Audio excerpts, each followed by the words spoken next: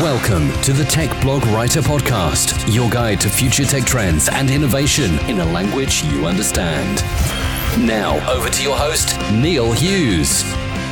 Welcome back to the Tech Blog Writer Podcast. Now, I recently hit 500 podcast episodes, and I've been thinking about how I can leverage the value out of all those conversations and real-life success stories, and also triumphs over adversity. Now, I had an idea to take some of those lessons and some of those stories and write a book about the best ones. But going through 500 interviews is a scary prospect. So I even thought about transcribing them, but a few of the options that I tried, I'll be honest with you, didn't provide the best results.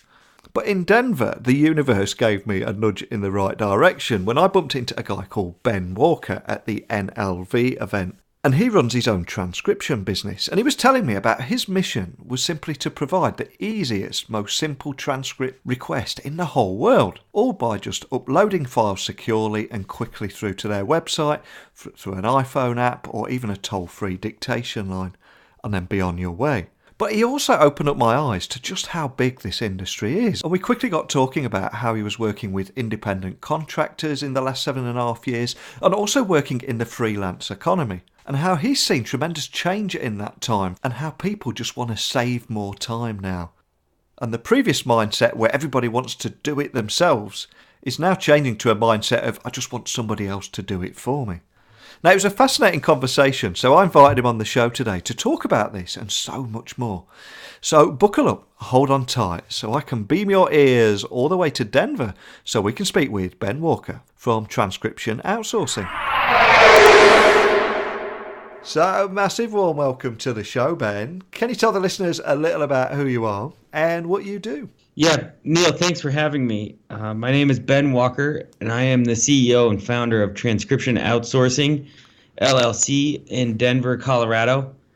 We provide transcription services for the legal industry, the medical industry, law enforcement, academic, financial, and general business. So just for transparency, we met in February at the No Longer Virtual event, and we got talking about transcription, and it just seems to be a real art about it. I mean, do you think that transcribing audio is so much harder than most people think, and they've got no idea about the art that goes into that and the hard work as well? Oh yeah, it's much more difficult than people can comprehend unless they've actually done it, and they've sat there with headphones and attempted to transcribe, an 8-person focus group. It's difficult keeping track of who's who and everything that's said, because our transcripts have to be perfect, because our clients want perfect transcripts, so we have to give them perfect transcripts. And that's where people get hung up, is leaving out the little things that could actually change the context. So our client will come back to us and say, you missed this, then we have to fix it and give it to them for free if we don't do it right. So just being a fast typer isn't good enough. You've got to have a really good ear and pay very good attention to detail. Now, I'd imagine that when you first started out your business, your customers would have been in traditional industries such as legal, law enforcement, business, medical, etc. I'm curious, has that changed at all with the arrival of the freelancer economy and in a world where we've all become content creators now? And is that bootstrapping, do-it-yourself thing now being replaced by a do-it-for-me movement? It is, and this is a good question. We still have the traditional industries, hospitals and doctors' offices. It's the one-off projects that we don't get as much of, because they do have access to freelancer.com and Upwork, and FreeUp is another good freelancer website that if you got time and you're savvy, you can go find somebody.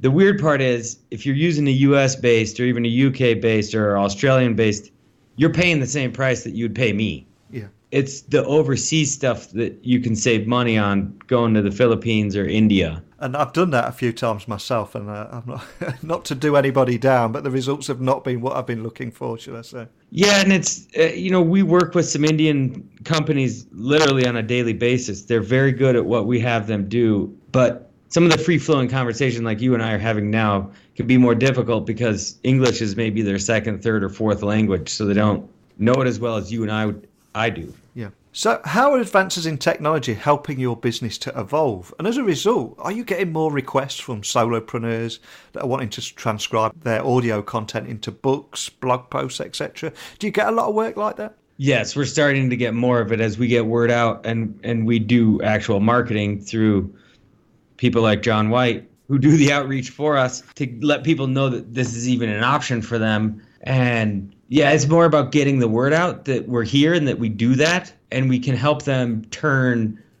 podcasts, for example, into blog articles. And we've worked with authors too, all over the world, that they do interviews, then we transcribe it, and they tell us that they have us transcribe as opposed to taking notes because they want to be fully into the interview instead of writing at the same time. Absolutely. I think something a lot of people don't realise, that one piece of content, whether that be a podcast or a video, can then become a blog post, and then a series of blog posts can become a book.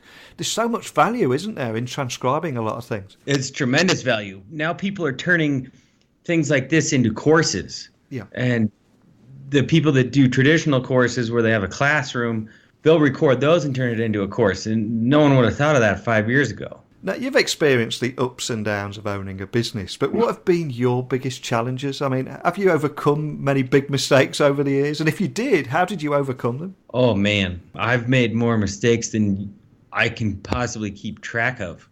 I could probably write a book on how not to do it. It's learning from them and not repeating the mistake twice. That's how you get through these. Because everyone's going to make mistakes and make the wrong decision. Even though you may have thought about it all weekend, you still make the wrong decision. It's learning from it and not doing it again. The biggest mistakes I've made over the years was probably hiring the wrong people that weren't the right fit. Because then that has an effect on the clients, that has an effect on getting referrals, that has an effect on our reviews online, that it just reverberates down the line, and then it's bad. Yeah, I think a lot of people underestimate the cost of having a bad hire, don't they? Yes, it can be tremendously devastating for a business if you have the wrong person in the wrong seat. And it's not that it's their fault. I would put the blame on myself for not recognizing they weren't a good fit.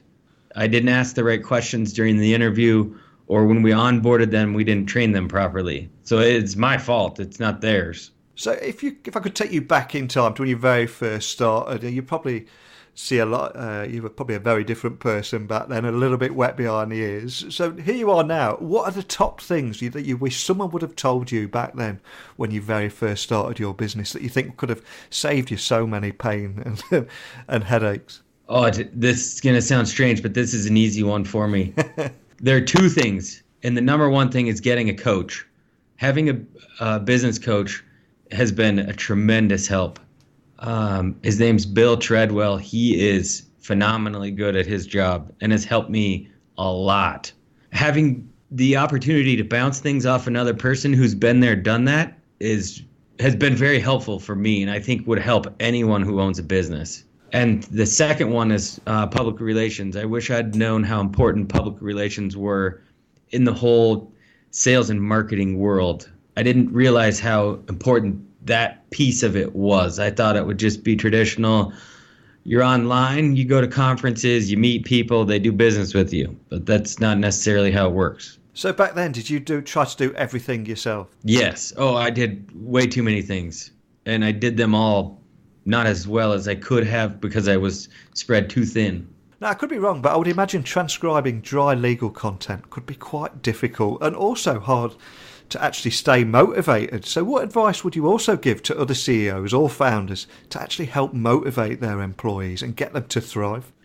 Well, you're right. Transcribing legal content is extremely boring, especially when it's depositions that have to do with, let's say, intellectual property or patent law. The boring stuff, environmental law. That is really boring. It's the people. You have to get the right people that like doing that, because we actually have some transcriptionists that love these really in-depth intellectual property type cases that no one else can. I mean, people are willing to do anything else but that. It's finding the right people. I wouldn't really say it has too much to do with me. It's my people in my office that work with our transcriptionists that figure out who's good at what and who likes what. What kind of person is a transcriptionist? I don't want you to offend anybody out there, but does it take a certain kind of person, a certain kind of aptitude to actually embrace that and actually enjoy doing it? Yes, because our people work from home, so they're generally at home alone in their office, doing their thing with headphones on and a foot pedal and a computer and a couple, monitors in front of them. It's people who don't mind being by themselves for extended periods of time and having little personal contact with, the office. Because sometimes we don't talk to them for a month, 2 months, 3 months. All we do is get emails back and forth and chat messages. Yeah, it's not for an extrovert, that's for sure. But on the flip side of that, they get the flexibility to work from home and by their own rules and at their own times, etc. Oh, yeah, they can work at 4 in the afternoon or 4 in the morning. It's totally up to them as long as they get the work done and on time. So on a personal level, do you have like a personal life lesson quote or something that motivates you or something that you consider to be like the backbone or the ethos of what you stand for? Richard Branson said something to the effect of just bugger on and do it. I love it. Yeah, he just get started. Stop talking and start doing. You can overanalyze and think and maybe I should do this or maybe I shouldn't. You just got to do it. I don't like doing accounting work, but I just start doing it, and then once you start, you keep going and you finish it, and it's over, and yeah. Yeah, don't get me started on that. There are so many people now that want to talk about things again and again and again, have meetings to discuss meetings, and nothing gets done, does it, that way?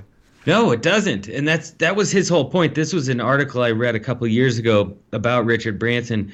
He was asked to be on a panel or on a board in the UK, and he showed up and there was 50 people sitting at this huge table and they were going on and on about doing something. And he finally just said, I can't do this. We either are doing it or we're not doing it. We stop talking about it and do it. Absolutely. Now, looking into the future, I think all businesses now have got to be prepared to evolve or pivot with changes in technology. So does the future possibilities of artificial intelligence concern you at all? Or is that just something that you would actively explore with an open mind if and when that was to come to fruition? Yeah, we would obviously have to explore it with an open mind. Voice recognition has been taking over the medical transcription industry. That's actually why we got into legal transcription and law enforcement transcription and academic transcription, was because of technology and voice recognition. It's really good at recognizing one person's voice. When it comes to 2 and 3 and 4 and 8 people, that's where there are challenges in artificial intelligence. If it does happen, I mean, they are obviously working on it 24/7, Google, Amazon, I'm sure Facebook probably is too. We will see how it fits into our workflow and if we can utilize it. At the present time, I would imagine it would probably need human editing to make sure it's 100% accurate. Just like the medical transcription industry, I know the large companies have between 20 and 30,000 employees in India editing the voice recognition to make sure it's accurate. And that's for a single person. I don't know. It could happen. I don't know if it will. They all say they're working on it and they have beta versions, but they're not being released to the public, so I've never seen the output yet. Yeah, I've read a lot of things about this area, and I think a single transcription, will probably work much better. But if you've got a room full of people, I think it's very hard for a machine to differentiate between each individual speaker. I think that's where it particularly struggles. Yeah, and then accents. Yeah. It may not recognize your accent or mine or, the next guy. Yeah, I do think with AI, there are a lot of things that are exaggerated with it. It does look like it's going to be an incredibly exciting future, don't get me wrong, but there's so much that's got to improve and change. But we'll have to see where that leads. But, well, a big thank you for coming on today. But before I do let you go, if anyone is listening and thinking about how you could help them repurpose their content, whether it is a video or a podcast that they could transcribe into blog posts, which then end up as a book, there's so many different aspects that you could help them with there. They'll probably have a lot of questions, such as what countries do you serve, how easy is it to get up and running, etc. So can you remind them of where they can find you online and also contact your team if they have any questions at all? Yeah, you can find us at transcriptionoutsourcing.net on the web, at Data Transcriber and Benjamin K. Walker on Twitter. We're also on LinkedIn quite a bit, Ben Walker on LinkedIn, and Transcription Outsourcing LLC on LinkedIn. We have clients in Australia right now and the US. We've worked with people in the UK. It's mainly English-speaking countries because we don't really provide translation services. So English-speaking countries, Canada, US, UK, Australia, South Africa. You can always call us. We're open from 7 to 5 Mountain Standard Time in the US, and someone will answer the phone. We don't like getting voicemails, so we answer the phone. I love it. What an incentive. Well, a huge thanks for coming on today. I love your story. I love what you do, and I've now got no excuse not to turn my best podcast episodes into a book or a series of blog posts. So, more than anything, though, just a big thank you for taking that time out and chatting with me today. Thanks, Ben. Thank you, Neil. Chatting with Ben really opened my eyes of how individuals or small businesses or even multinational corporations are all using trained transcriptionists for a variety of reasons. I think it's great to hear as well how Ben's team use dedicated account managers so they can actually provide personalised attention, all to ensure that people get the transcription service that they actually want. Because like anything in life, there really is no one size fits all. But once again, I think it's also funny how the universe points you in the right direction. I mean, I was looking for a transcription service and then I bumped into one on the other side of the Atlantic. Moments like that really do get me thinking, but then it just completely melts my brain. So a big thank you to Ben for coming on today, and also for everyone that's tuned in. And if you've had an experience, whether it be good or bad, with any transcription service, I want to hear from you. So please email me at techblogwriter@outlook.com, tweet me at Neil C. Hughes. I'd love to hear your stories and your experiences around that. Right, I'm off to London town next week to cover the Adobe European Summit, and I've got some incredibly exciting guests to prepare for. So a big thank you for listening, and until next time, don't be a stranger. Thanks for listening to the Tech Blog Writer Podcast. Until next time, remember, technology is best when it brings people together.